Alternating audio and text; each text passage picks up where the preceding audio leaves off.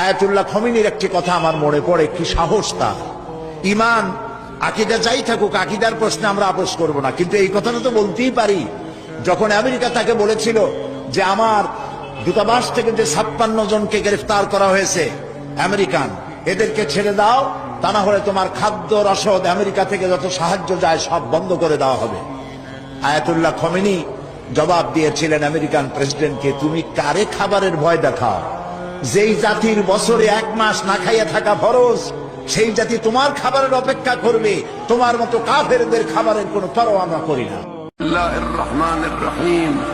إذا جاء نصر الله والفتح ورأيت الناس يدخلون في دين الله أفواجا فسبح بحمد ربك واستغفره إنه كان توابا. والسلام عليكم ورحمة الله وبركاته.